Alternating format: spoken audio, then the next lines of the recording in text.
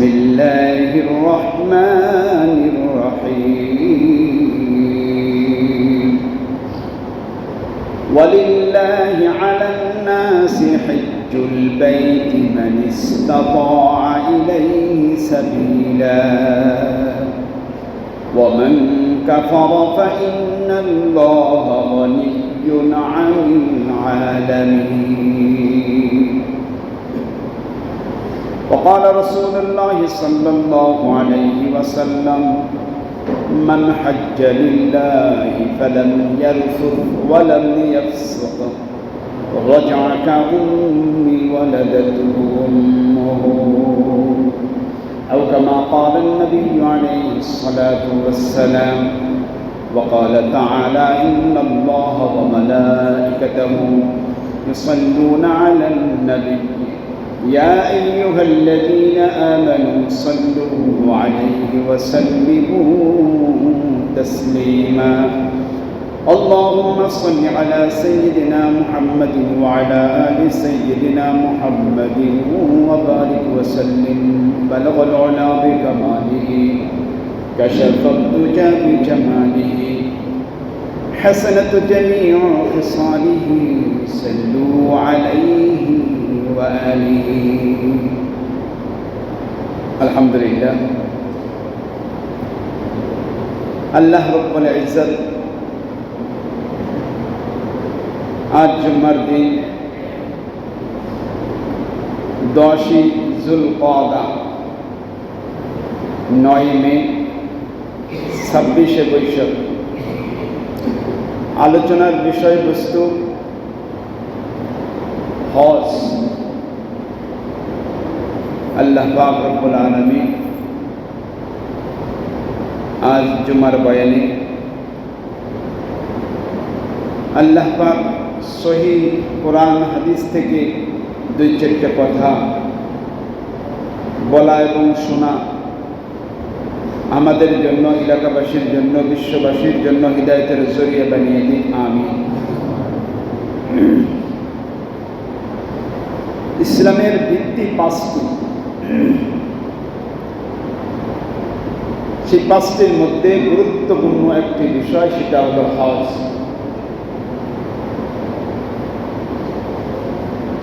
হজ এমন একটা আমল, এমন একটা ইবাদত যেটা সম্পূর্ণ করতে শরীর লাগে, আত্মা লাগে, মাল লাগে। সব ইবাদতে মাল লাগে না।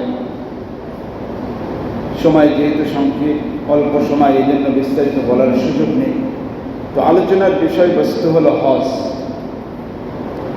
আল্লাহ পাক রব্বুল আলামিন প্রত্যেকটা নেক আমল করার পরে বান্দার আমল নামায় গুনাহ থাকলে গুনাহ মাফ হয়। সুবহানাল্লাহ। প্রত্যেকটা নেক আমলে গুনাহ মাফ হয়।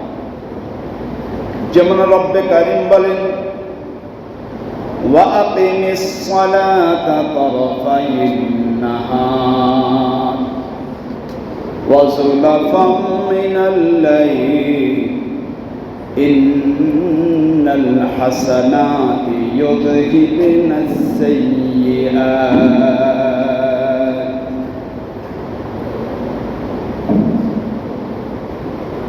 নামাজের আলোচনা করেছেন এই আয়াতের শুরুতে।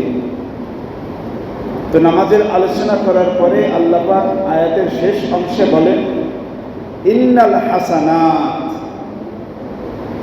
যদিও নামাজ 5 ওয়াক্ত, কিন্তু অন্যান্য ইবাদতের দিকেও এই শব্দগুলো ইঙ্গিত করে। ইন্নাল হাসানাত, নিশ্চয় সকল নেক আমলগুলি, ইউযহিবুনাস সাইয়্যাত, সকল বদ আমল গুনাহকে দূর করে দেয়, আমল নামা থেকে মুছে দেয়, ডিলিট করে দেয়। সুবহানাল্লাহ। যেমন রমজানের রোজা, মান সামা রমাদান ঈমানান ওয়া ইহতিসাবান গুফিরা লাহু মা তাকদ্দামা মিন যামবি। যে মাহে রমজানের ঈমানের সাথে সওয়াবের আশায় রমজানের রোজা রাখে, তার সমস্ত গুনাহ মাফ হয়ে যায়। সুবহানাল্লাহ। তারাবির নামাজ একটা ইবাদত, গুনাহ মাফ হয়। মান কামা মান সামা, যেরকম বলেছেন এখানে হাদিসের আরেক অংশে মান কামা ঈমানান ওয়া ইহতিসাবান গুফিরা লাহু মা তাকদ্দামা মিন যামবি। তারাবির নামাজ পড়লেও গুনাহ মাফ হয়। সুবহানাল্লাহ। ওয়া মান কামা লাইলাতাল কদরি ঈমানান ওয়া ইহতিসাবা গুফিরা লাহু মা তাকদ্দামা মিন যামবি। শবে কদরের ইবাদত করলেও গুনাহ মাফ হয়। সুবহানাল্লাহ। তাহলে নেক আমলে গুনাহ মাফ হয়। সকল নেক আমলের মধ্যে আরেকটি নেক আমল, যার বিষয়বস্তু আজকের আলোচনার বিষয়বস্তু, সেটা হলো হজ। এই সম্পর্কেও আল্লাহর রাসূল বলেন, আল্লাহর রাসূল বলেন, মান হাজ্জা ফালাম ইয়ারফুথ ওয়া লাম ইয়াফসুক রাজা'a কায়াউমি ওয়ালাদাতুহু উম্মুহু। আল্লাহর রাসূল হাদিস পাকের মধ্যে বুখারী শরীফের 1521 নম্বর হাদিস, আল্লাহর রাসূল বলেন, মান হাজ্জা, যেই ব্যক্তি হজ পালন করলো, ওয়ালাম ইয়ারফুথ ওয়ালাম ইয়াফসুক, কোন জবানের দ্বারা গালি দিল না, গীবাত শিকায়ত করলো না, কোনো খারাপ কথা, মিথ্যা কোনো কথা জবান দিয়া করলো না, ওয়ালাম ইয়াফসুক, এবং কোনো খারাপ কাজ বলতে যত কিছু বোঝায় কোনো খারাপ কাজও করলো না, আল্লাহর রাসূল সাল্লাল্লাহু আলাইহি ওয়াসাল্লাম বলেন, গুফিরা লাহু মা তাকদ্দামা মিন যামবি। হজ আদায় করার কারণে সমস্ত গুনাহ তার আগের মাফ হয়ে গেল। সুবহানাল্লাহ। তাহলে আলোচনার বিষয়বস্তু হজ। হজের শাব্দিক অর্থ হলো ইচ্ছা করা, সংকল্প করা। পারিভাষিক অর্থ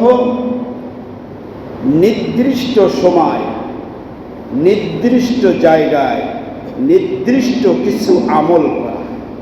নির্দিষ্ট সময় শাওয়াল, জিলকাদা, জিলহজ্জ, আবার এই জিলহজের পুরাটা না অর্ধেক, আবার মূল হজের বিষয়গুলো 6 দিন।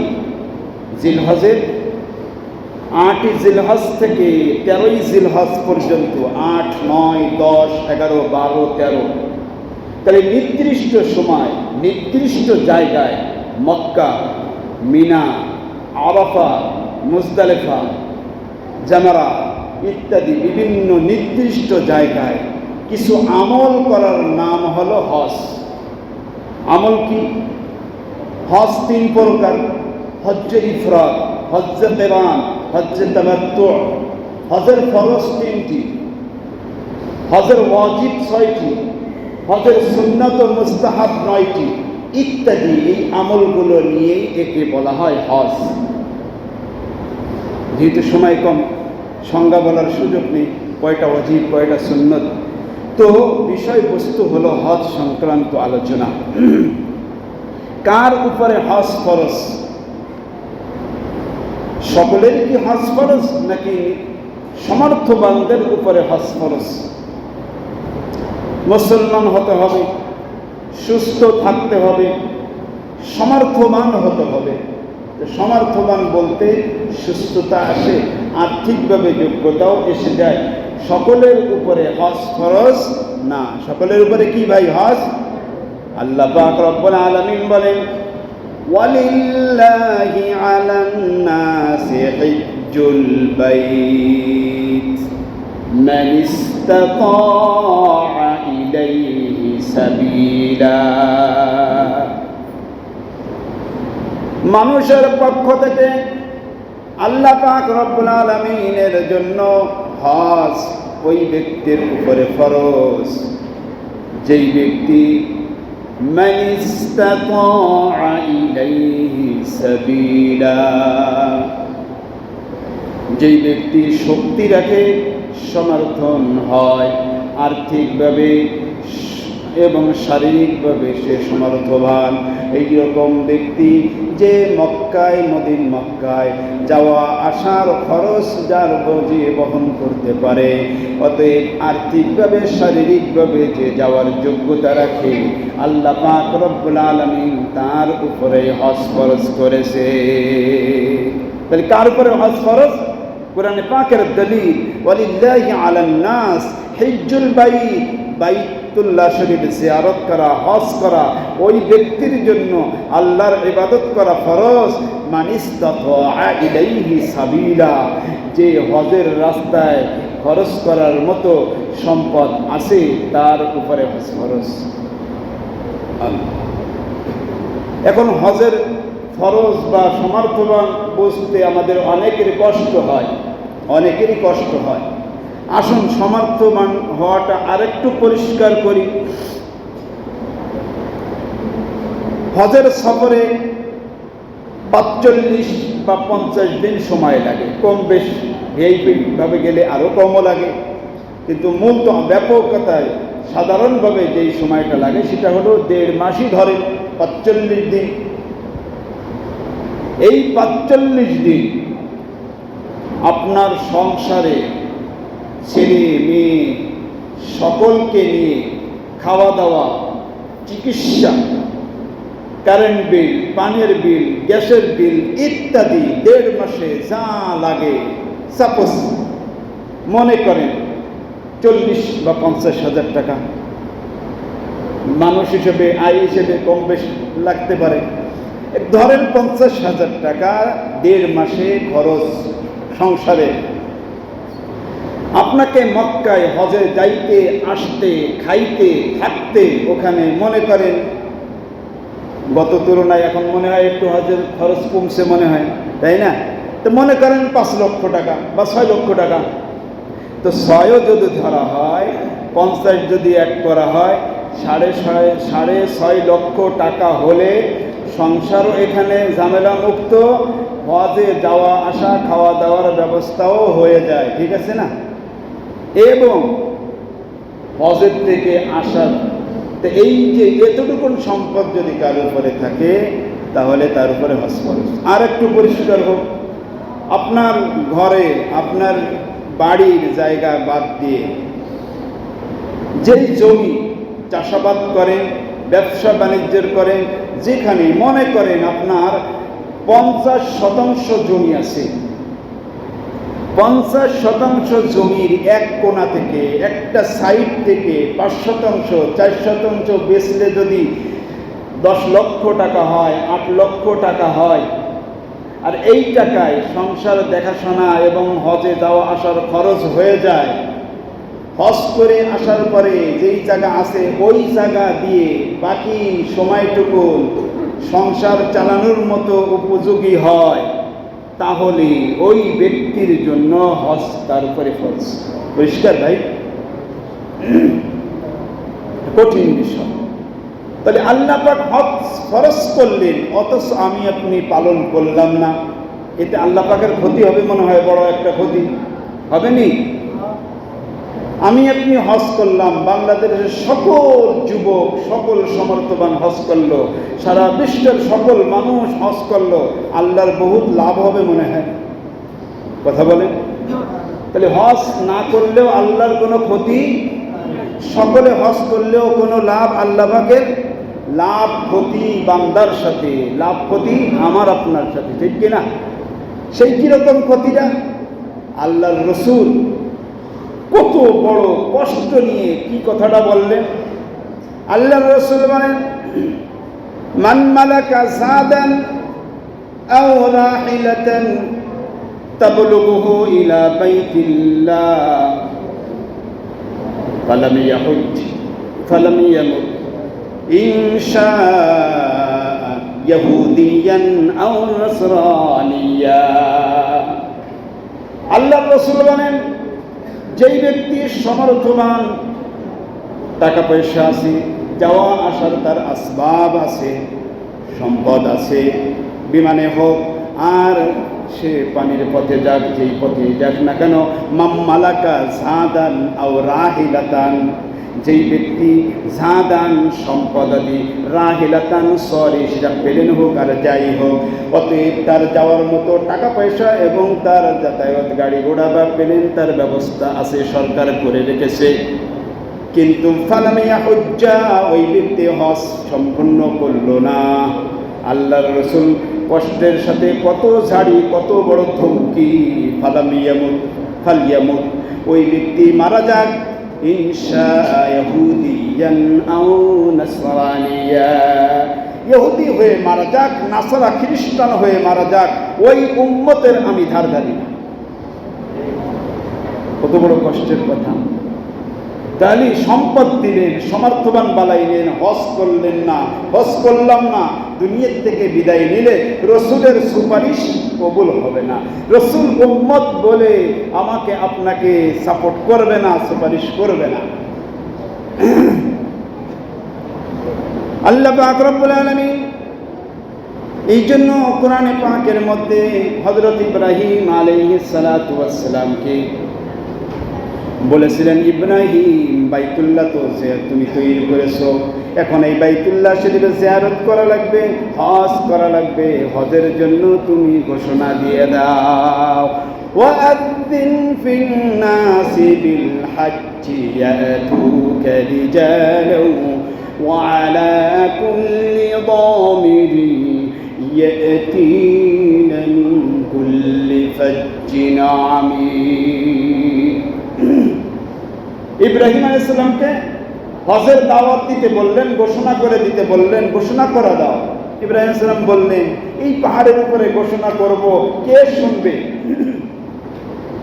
আল্লাহ পাক বলেন, ইব্রাহিম তোমার দায়িত্ব আযান দেওয়া, ঘোষণা করে দেওয়া, আমি রবের দায়িত্ব সকল কিয়ামত পর্যন্ত আনেওয়ালা মানুষের কর্ণগোহায় পৌঁছে দেওয়ার জিম্মাদারি আমি আল্লাহ। সুবহানাল্লাহ।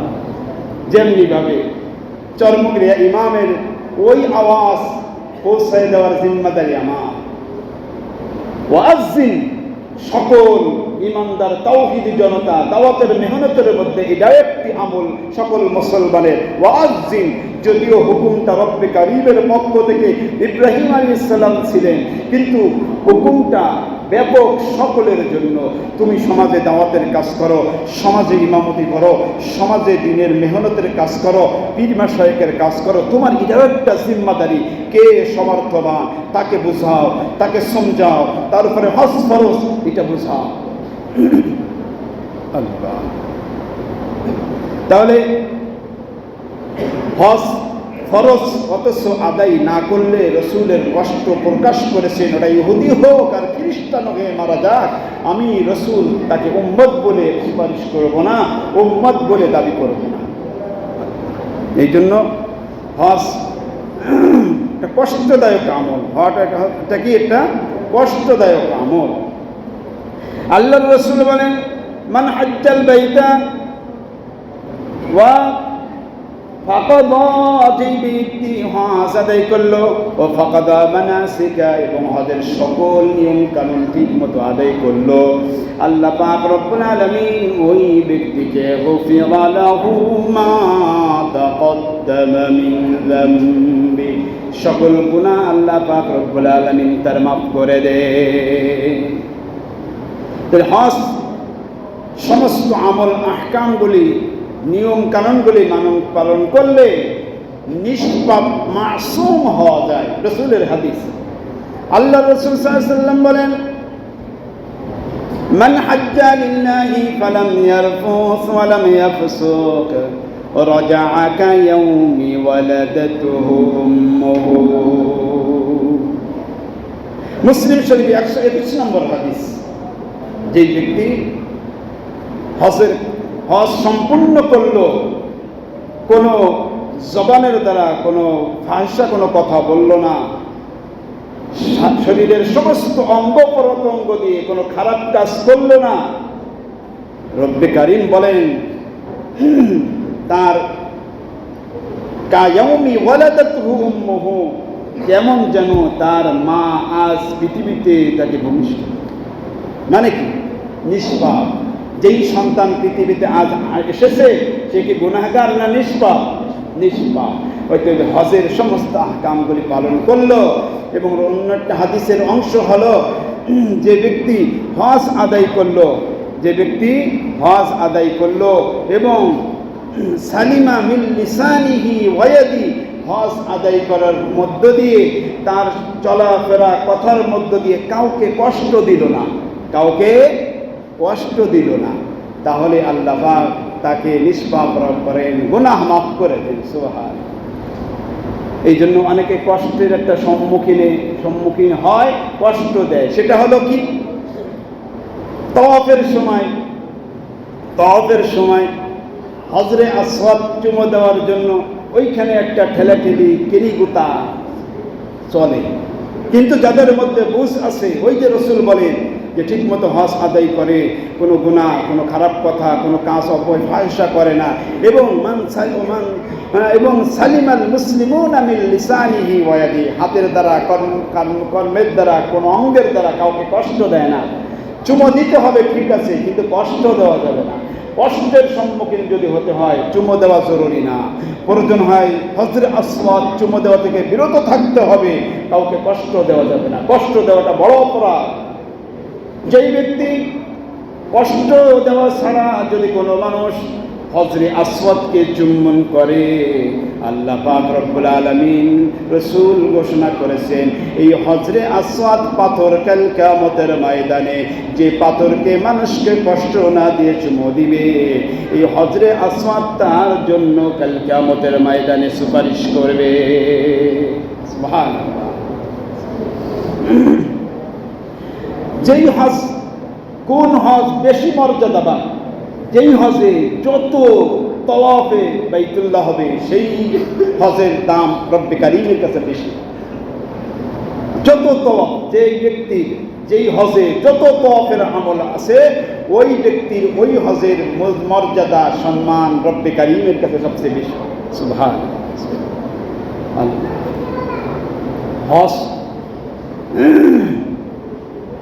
হজ আদায় করলে গুনাহ মাফ হয় এবং আর্থিক সংকট দূর হয়। গুনাহ মাফ হয় এবং কি ভাই, আর্থিক সংকট দূর হয়। হজ করলে যথাযথভাবে হজের নিয়ম কানুন আদায় করে হজ আদায় করলে গুনাহ মাফ হয় এবং অর্থনৈতিক সমস্যা দূর হয়। আল্লাহর রাসূল বলেন,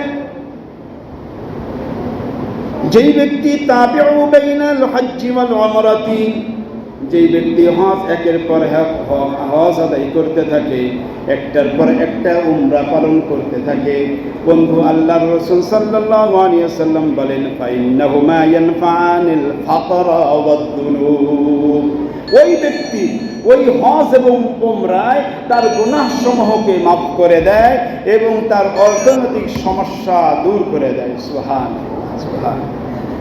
আল্লাহর মেহমান, তিন ধরনের ব্যক্তিরা আল্লাহ পাকের মেহমান। কয় ধরনের? এক, যে ইসলামের রাস্তায় জিহাদ করে গাজী হয়ে ফিরে এসেছে, যতদিন পৃথিবীতে থাকবে ততদিন আল্লাহ পাকের মেহমান। সুবহানাল্লাহ বলবেন না? দুই নম্বর, যে উমরা করে, উমরাকারী আল্লাহ পাকের মেহমান। যে হজ আদায় করে, সে আল্লাহ পাকের মেহমান। আল্লাহ পাকের মেহমান, আল্লাহ পাকের মেহমান। দোয়া করলে দোয়া কবুল হয়, গুনাহ আল্লাহ মাফ করে দেন। সুবহান। আজ হজ করা হয়, কিন্তু হাজির পরিবর্তন আসে না অনেকের মধ্যে, ঠিক না? হজ করে পরিবর্তন আসে না। হজ কবুল হওয়ার আলামত হলো আমলের তারাক্কি হওয়া। হজের পূর্বে 5 ওয়াক্ত নামাজি ছিল না, হজের পরে 5 ওয়াক্ত নামাজি জামাতের সাথে আদায় করে। হজের পূর্বে হারাম খাইতো, হজ করে আসার পরে হারাম ছেড়ে দিছে। হজের আগে সুদ খাইতো, সুদ ছেড়ে দিছে। হজের আগে ঘুষ খাইতো, ঘুষ ছেড়ে দিছে। হজের আগে মিথ্যা বলতো, মিথ্যা ছেড়ে দিছে। হজের আগে সম্পদ জোর করে, পরের সম্পদ জোর করে খেত, ছেড়ে দিছে। বুঝতে হবে হজ কবুল হয়েছে। তা না হলে ওই যে কবি বলেন, मक्का मदीना घूम करके हाजी बनकर फिर आया, मक्का मदीना घूम करके हाजी बनकर फिर आया, दिल में कुफर ना तोड़ा तो हाजी बनकर क्या हुआ। অন্তর যদি তোমার পরিষ্কার না হয়, শিরক থেকে যদি তুমি বাঁচতে না পারো, বিদআত থেকে তুমি যদি বাঁচতে না পারো, তোমার জবানটাকে যদি তুমি কন্ট্রোল করতে না পারো, তুমি হজে যাওয়ার আগে অবৈধ কর্মগুলো যদি তুমি ছাড়তে না পারো, তোমার হাসি ফুটানোতে কোনো কাজ হবে না। মক্কা মদিনা ঘুম করকে হাসি बनकर फिर आया, दिल में कुफर ना तोड़ा तो हाजी बनकर क्या हुआ। বোঝা গেল তোমার হজ কবুল হয় না। আল্লাহ কিন্তু আল্লাহর মেহমান পাগল যারা, এদের অন্তরটা কাঁদতে থাকে, যারা গরিব অসহায় যাইতে পারে না, তাদের কষ্ট লাগে না? কষ্ট লাগে। যারা হজে যায় বলে আমার পক্ষ থেকে একটু সালাম পাঠাইয়ে বাইতুল্লাহ শরীফ জিয়ারত করতে গিয়ে একটু আমাকে একটু স্মরণ করেন। কত আফসোসের সাথে হাজী সাহেবের কাছে দোয়া চায়। আর স্বাভাবিক দোয়া তো থাকবেই, দোয়া তো করবেই আল্লাহ। এই জন্য হজ করা দরকার। ফরজ হলে ছাড়া যাওয়া উচিত না, হজ তরক করাটা ঠিক না। हज के महीना जब जब आए दिल में आग जल जाए, हज के महीना जब जब आए दिल में आग जल जाए, तवंगरू सब जाए मदीना मुझको नहीं ले जाए। दर्द दिल की কষ্ট, বুকের কষ্ট, গরিব মানুষ যাইতে পারি না, হজের মাস আসলেই কষ্ট লাগে, যাইতে পারি না, কত কষ্ট। হজকে মাহিনা, হজের মাস জব জব আয়ে, প্রতি বছর ঘুরে ঘুরে আসে, দিল মে আগ জল যায়, অন্তরে আগুন জ্বলতে থাকে। তাওয়াঙ্গারু সব যায় মদিনা, দরিরা সমর্থবানরা যায় মদিনা, মক্কা যায়, মুঝকো নেহি লে যায়, যাইতে পারি না, আল্লাহ একটু নেও আমার। আল্লাহ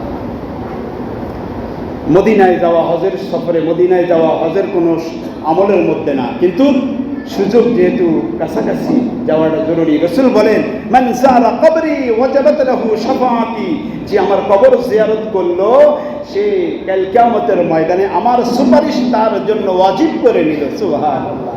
রাসূল বলেন যে আমার কবর জিয়ারত করলো না, সে আমার উপরে জুলুম করলো। আল্লাহ পাক রব্বুল আলামিন হজের সংক্রান্ত আলোচনা বস্তু যা কিছুই করলাম, আল্লাহ পাক আমাদেরকে বুঝার তৌফিক দেয়, মানার তৌফিক দিন। আমিন। ওয়া আখির দাওয়ানা আনিল হামদুলিল্লাহি রাব্বিল আলামিন। আগামী জুম্মা থেকে 4টা জুমা ঈদুল আজহা পর্যন্ত, ঈদ পর্যন্ত থাকবে ইনশাআল্লাহ। ধারাবাহিক কুরবানির আলোচনা বিষয়বস্তু ধারাবাহিকভাবে 4টে জুমায় চলতে থাকবে ইনশাআল্লাহ।